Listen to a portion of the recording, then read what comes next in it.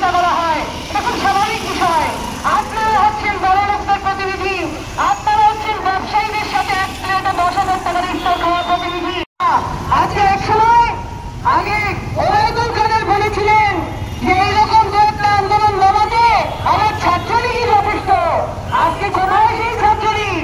মানে আজকে যদি কেউ মত রেলিয়ে দিয়ে সরকারের বিরুদ্ধে যে কোনো কথা হলেই সেটাকে শত্রু মনে করে আপনারা যদি সেটাকে ধ্বংস করতে চান, নিজেদের ধ্বংস তার মধ্যে থেকে ডেকে আনছেন কিনা সেইটা একটু ভাবা দরকার বন্ধুগণ।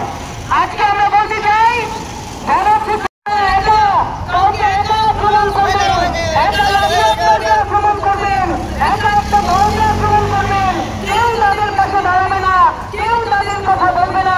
আমরা হুঁশিয়ার করে দিতে চাই, সব জায়গায় মব ভায়োলেন্স করলে হবে না। ওই রকম মবের বিরুদ্ধে কিভাবে দাঁড়াতে হয় এটা জনগণের রাজনীতি যারা করে তাদের জানা বলতেই চাইবেন।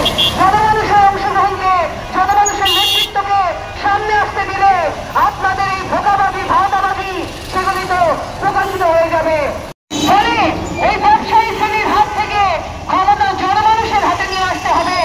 এই সরকারকে আজকে বাধ্য করতে হবে চালের দাম কমাতে, ধর্ষণের বিচার করতে।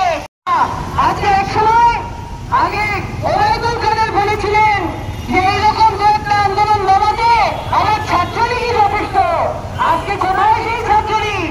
মানে আজকে যদি কেউ মত রেলিয়ে দিয়ে সরকারের বিরুদ্ধে যে কোনো কথা হলেই সেটাকে শত্রু মনে করে আপনারা যদি সেটাকে ধ্বংস করতে চান, নিজেদের ধ্বংস তার মধ্যে থেকে ডেকে আনছেন কিনা সেইটা একটু ভাবা দরকার বন্ধুগণ।